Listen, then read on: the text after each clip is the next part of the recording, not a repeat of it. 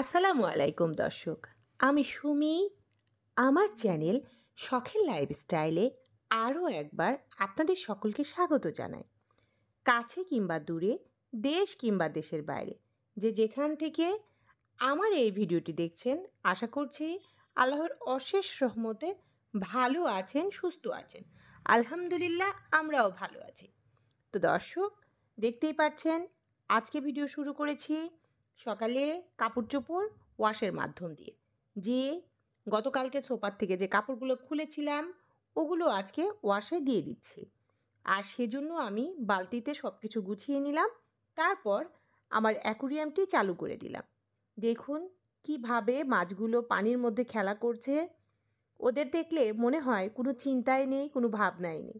দুনিয়ার যেন কোনো জ্ঞান তাদের মধ্যে। ওদের মতো আরামে যদি আমরা থাকতে পারতাম তাহলে কতই না ভালো হতো, তাই না? কিন্তু আমাদের ভাগ্য তো তা নেই, কারণ আমরা মানুষ, সৃষ্টির সেরা জীব। আর সেরা জীব হিসাবে আমাদের দায়িত্বটাও কিন্তু বহু গুণে বেশি। তাই সকাল সকাল শুরু হয়ে যায় আমাদের কার্যক্রম। এখন কিন্তু আমি অ্যাকোরিয়ামটা অন করে দিয়ে চলে এলাম গুঁড়া সাবান ঢালতে। আমার ওয়াশিং পাউডার শেষ হয়ে গিয়েছিল, তো সেটা এখন রিফিল করে নিচ্ছি। যেহেতু কাপড় ওয়াশ করব, এটা তো লাগবেই, অবশ্যই বাধ্যতামূলক। তাই আমি এটা কৌটাতে রিফিল করে নিলাম। আর এখন ওই কাজটা সারার পরে ওয়াশিং মেশিনে কাপড় দিয়ে এসেছি, চলে আসলাম ঝাড়া মোছার কাজে। আমি প্রতিদিন প্রতিটা ঘর, প্রতিটা ফার্নিচার যতটুকু সম্ভব পরিষ্কার পরিচ্ছন্ন রাখি এবং ধারাবাহিকভাবেই প্রতিদিন আমার একই কাজ একই রুটিনে চলে।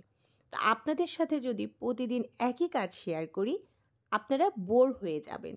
তাই আমি প্রতিদিন একই কাজ শেয়ার না করার চেষ্টা করি এবং মাঝে মধ্যে একটু একটু করে প্রতিটা জিনিস শেয়ার করি। তো এখন ওটা ঝাড়ার পরে এই যে কার্পেটটাও ঝেড়ে নিচ্ছি, কিন্তু এই ঝেড়ে মুছে রেখে দিলে কিছুক্ষণ ভালো থাকবে, তারপর ধুলা যে কোথার থেকে আসবে জানি না। আর এখন আমি একটি ব্রাশের সাহায্যে একটু কার্পেটটা পরিষ্কার করে নিচ্ছি, কারণ এই ব্রাশ দিলে চুলগুলো একদম অনায়াসে চলে আসে। তাই আমি এই ব্রাশটা স্লোভাবে দিয়ে পরিষ্কার করে নিই। তো আমি এখন আমার ভিডিওর এ পর্যায়ে আমার প্রিয় আপু ভাইয়া আর আমার সম্মানিত দর্শকবৃন্দ সবার উদ্দেশ্যে আমার সেই পুরনো একটি আবদার। আমার আপু ভাইয়ারা ও আমার দর্শকবৃন্দ, আপনাদের সবার কাছে আমার একটি আবদার, আমার ভিডিওটি দেখার সময় প্লিজ একটি লাইক দিয়ে দিবেন আর আমার ভিডিওটি শুরু থেকে শেষ পর্যন্ত দেখে নেবেন, কারণ আপনাদের একটি লাইকই পারবে আমার ভিডিওটি আরও অনেকের কাছে পৌঁছে দিতে। তাই প্রতিদিন এই একই নিয়মে আপনাদেরকে মনিয়ে করে দিই। তা এখন আমি চলে এসেছি আমার ডিপ ফ্রিজ থেকে জিনিস নামাতে, যে আজকে কী রান্না হবে তা আমি বের করে নিব। আর সেই রান্নার জন্য ডিপ খুলে নিলাম। আর আজকে আমি রান্না করব শুটকি মাছ, জি লটিকা শুটকি রান্না করব। আর এই শুটকিটা তো আমার ফেভারেট, তাই আজকে এটা রান্না হবে। আর এটা দিয়ে ভাত খাওয়ার কিন্তু মজাই আলাদা। গরম গরম ভাত এটা দিয়ে খেতে গেলে ভাত কিন্তু পরিমাণ একটু বেশিই খাওয়া যায়। তো যাই হোক, এখন এটা বের করে নিচ্ছি, গুছিয়ে নিতে হবে যেহেতু রান্না করব, তার ব্যবস্থাই করতে যাচ্ছি। তা আপনারা দেখতে থাকুন আমি আর কি কাজ করি, আর অবশ্যই আমার ভিডিওর সাথেই থাকবেন শেষ পর্যন্ত।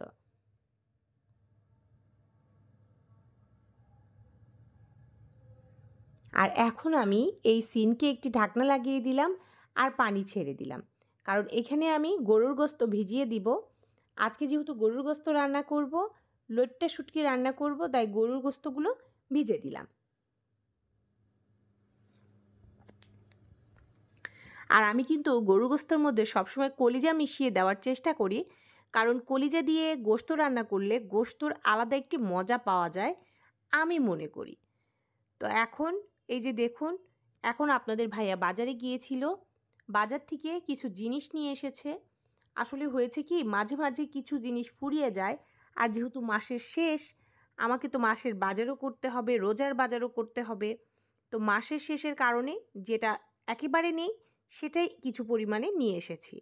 আর তার মধ্যে ছিল ধনিয়ার পাতা, ছিল কাঁচামরিচ, ছিল রসুন আর পেঁয়াজ। এই কয়েকটা মহামূল্যবান জিনিসই আমার ফুরিয়ে গিয়েছিল। কারণ কাঁচামরিচ পেঁয়াজ ছাড়া তো তরকারি খাওয়া যাবেই না, তাই এটা আমার কাছে মহামূল্যবান জিনিস। এখন আমি এগুলো গুছিয়ে নিব। তো ভিডিওর এই পর্যায়ে আমার প্রিয় আপু ও ভাইয়াদের উদ্দেশ্যে বলবো, আপনারা যারা আমার ভিডিওটি দেখছেন, যদি আমার ভিডিওর কোনো অংশ বিন্দু পরিমাণে আপনাদের ভালো লেগে যায়, তাহলে প্লিজ আমার চ্যানেলটিকে সাবস্ক্রাইব করে আমার পাশেই থেকে যাবেন। আর আমার যেসব আপু ভাইয়ারা অলরেডি আমার চ্যানেলটিকে সাবস্ক্রাইব করে আমার পাশে আছেন, আপনাদের সবাইকে জানাই অন্তরের অন্তরস্থল থেকে অসংখ্য ধন্যবাদ। তো এখন আমি এগুলো বাহির করে নিয়েছি, গুছিয়ে রেডি করে নিলাম। যা যেখানে রাখতে হবে তা সেখানে রেখে দিলাম, আর আপনাদের সাথে অল্প করে একটু শেয়ার করে দিলাম।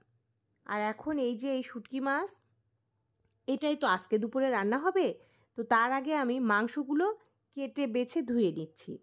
কারণ মাংসগুলো রেডি করা থাকলে আমি একটু মাংস মাখিয়ে রেখে দিই, আর মেরিনেট করে রাখলে খুব ভালো লাগে মাংস। আমি মনে করি আর কি, আমি ওইভাবেই বেশি ভালোবাসি খেতে। তা আমি মাখিয়ে কিছু সময় রেখে দিয়ে তারপর চুলোয় দিয়ে কষানো শুরু করি।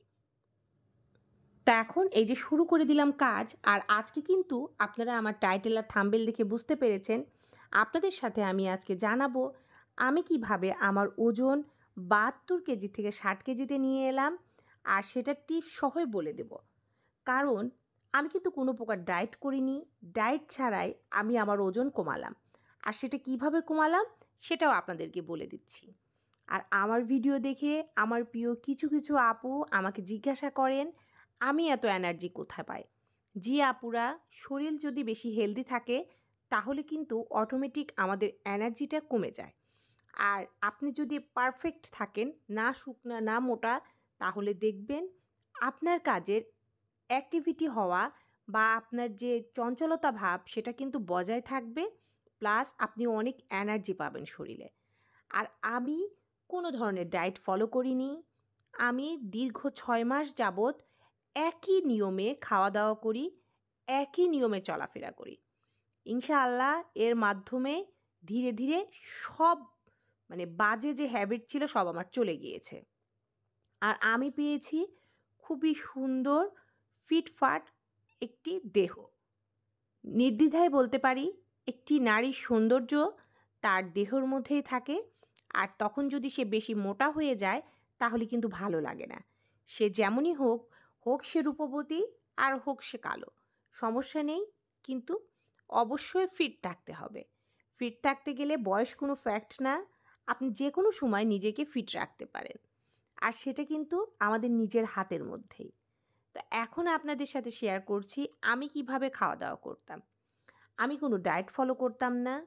আমি নিয়মিত সকালবেলায় জাস্ট শুধু ১ কাপ ব্ল্যাক কফি খেতাম, আর তার সঙ্গে হয়তো হালকা রুটি কিংবা টোস্ট বিস্কিট, এটা দিয়েই আমার সকালের নাস্তা হতো।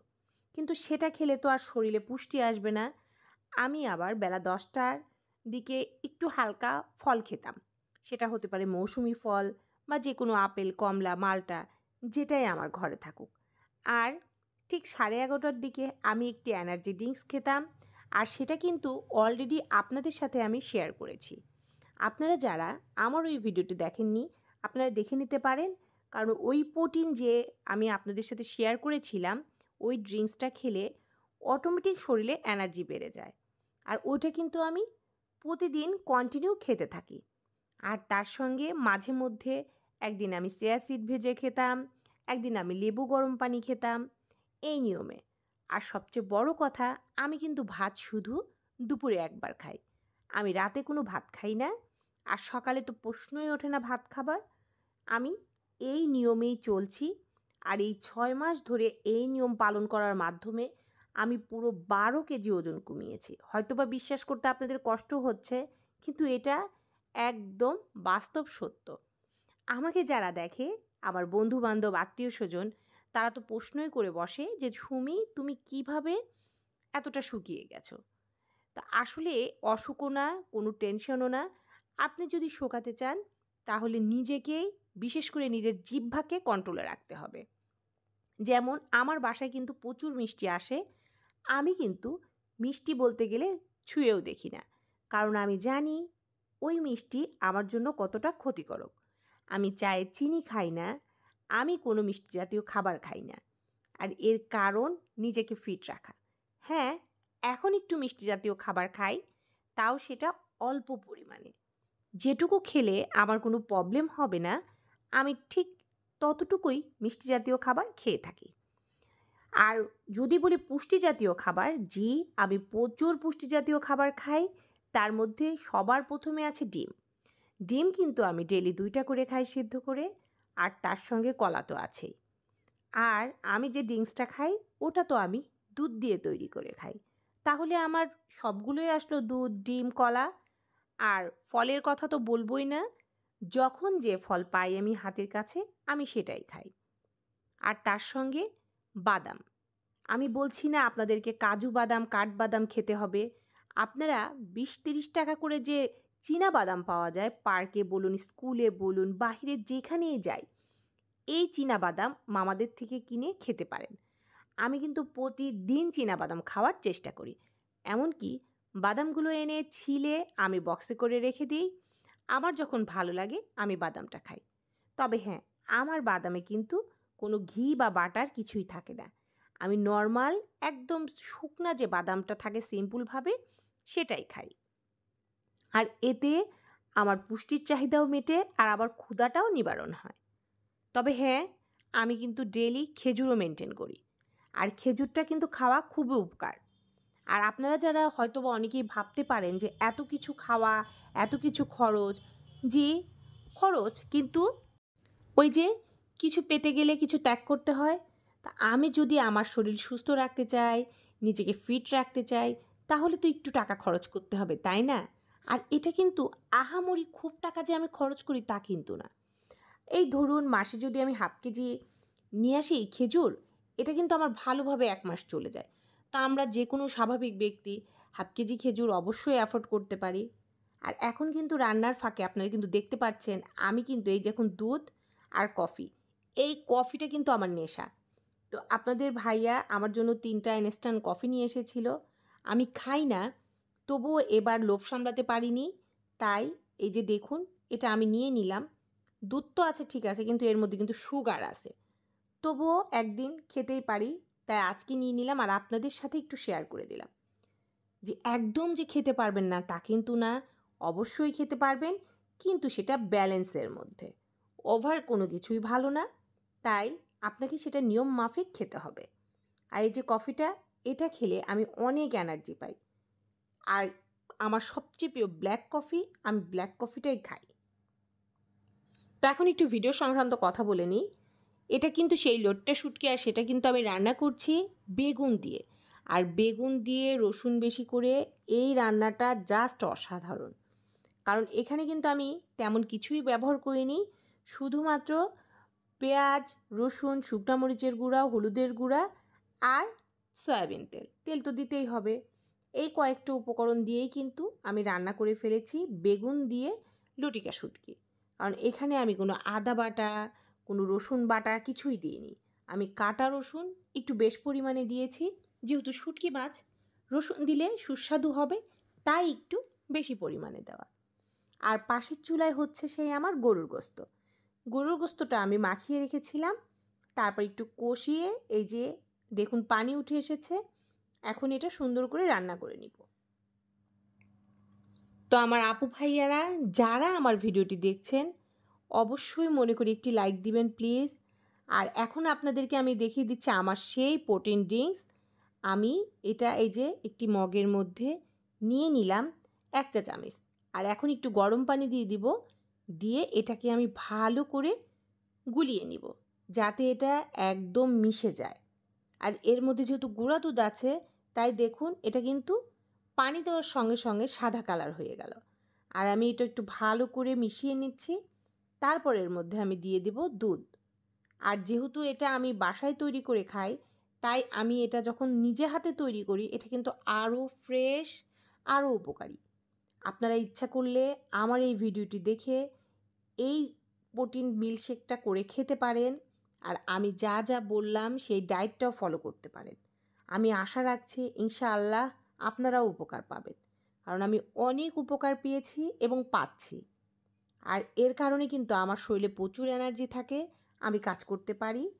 পাশাপাশি আমার সৌন্দর্য, আমার ফিটনেস, আগে যারা আমাকে মোটা বলতো তারা এখন আমাকে দেখলে অবাক হয়ে যায় যে আমি কিভাবে এতটা স্লিম হলাম। তো আসলে সব কিছু নিজের মধ্যে কথা।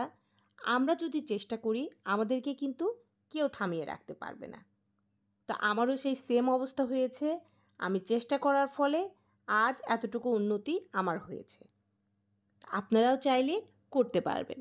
তবে আরেকটা কথা, আপনারা যখন নিজের ওজন নিয়ন্ত্রণ করতে চাইবেন তখন অবশ্যই ভুল করেও বাহিরের কোনো খাবার খাবেন না, কারণ বাহিরের খাবার কিন্তু আমাদের ওজন কমাতে একদম বাধা দেয় এবং ওজন আরও বৃদ্ধি করতে থাকে।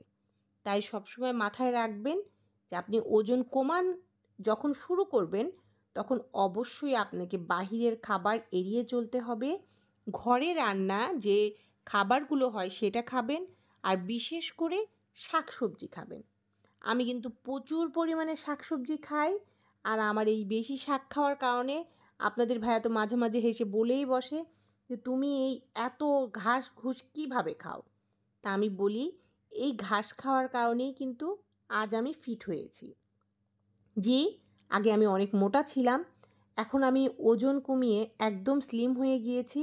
আর আমার আগের ড্রেসগুলো বেশিরভাগই আমাকে সেলাই করে চাপিয়ে নিতে হয়েছে, কারণ ড্রেসগুলো আমার আর হতেই চায় না। তা আজ আমার প্রিয় আপুদের উদ্দেশ্যেই বলবো, আপুরা সময় থাকতে সচেতন হন আর নিজেকে সুন্দর রাখার জন্য একটু হলেও চেষ্টা করুন। তা এখন বিকালে যে কাপড়গুলো সকালে ধুয়ে দিয়েছিলাম, এখন সেই কাপড়গুলো উঠিয়ে এনে আমি সোফায় লাগিয়ে দিচ্ছি। আর দেখুন কতটা পরিষ্কার হয়েছে, একদম ঝকঝক করছে কাপড়গুলো। ওয়াশটা কিন্তু খুবই ভালো হয়েছে। তা এখন আমি সুন্দর করে আগে ডিভানের কাভারটা ভরিয়ে নিচ্ছি, তারপর ধীরে ধীরে আমার প্রত্যেকটা চেয়ারের কাভারও লাগিয়ে নিব। তো আমার আপু ও ভাইয়ারা আর আমার সম্মানিত দর্শক, প্লিজ আমাকে একটি মিষ্টি কমেন্ট করবেন আর আমাকে কমেন্ট করে জানাবেন আপনাদের কাছে আমার ভিডিও কেমন লাগে।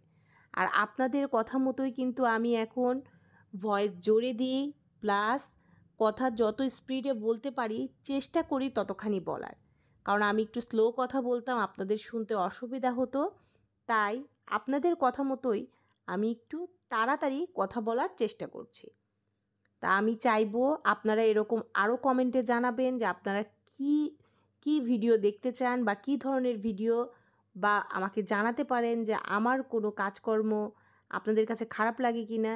তাহলে নিশ্চয়ই আমি নিজেকে সংশোধন করার সর্বোচ্চ চেষ্টা করব, আর আপনাদের মনের মাঝে নিজের জন্য একটু একটু করে জায়গা করে নেব ইনশাআল্লাহ।